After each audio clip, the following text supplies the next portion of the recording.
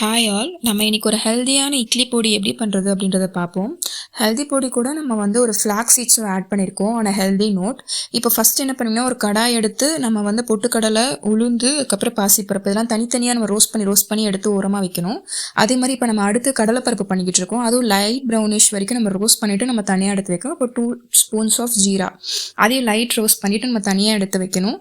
Next வந்து நம்ம flax seeds போடுறோம். ஃப்ளாக்ஸ் சீட்ஸ் போட்டு கொஞ்சம் நேரத்தில் வந்துட்டு லைட்டாக அது வெடிக்கும் மீன்ஸ் கடுகு வந்துட்டு வெடிக்கிற மாதிரி ஒரு ஸ்டேஜ் வரும்போது நம்ம எடுத்து சைடில் வச்சுக்கணும். நெக்ஸ்ட் அதே மாதிரி வரமிளகா கொஞ்சம் எடுத்து நம்ம ரோஸ்ட் பண்ணிவிட்டு வைக்கணும். அடுத்து வந்துட்டு ஒரு 3லேருந்து 4 பல் பூண்டு, அதுக்கப்புறம் ஒரு கொத்து கருவேப்பிலை இதுவும் லைட் ரோஸ்ட் பண்ணிவிட்டு நம்ம சைடில் எடுத்து வச்சுக்கணும். அதுக்கு அடுத்ததாக ஃபைனலாக கொஞ்சம் மிளகு இதையும் லைட்டாக ரோஸ்ட் பண்ணிவிட்டு நம்ம சைடில் எடுத்து வச்சுட்டு எல்லாத்தையுமே கொஞ்சம் ஆறின பிறகு ஒரு மிக்ஸி ஜாரில் போட்டு நம்ம அரைச்சி எடுத்தோன்னா ஹெல்தியான இட்லி பொடி ரெடி. நம்ம ஃப்ளாக்ஸ் சீட்ஸ் ஆட் பண்ணியிருக்கிறது தான் மெயின் பெனிஃபிட்டு. ஸோ ஹெல்த்துக்கும் சரி ஹேருக்கும் சரி ரொம்பவே பெனிஃபிட். ட்ரை பண்ணிவிட்டு எப்படி இருக்குன்னு சொல்லுங்கள்.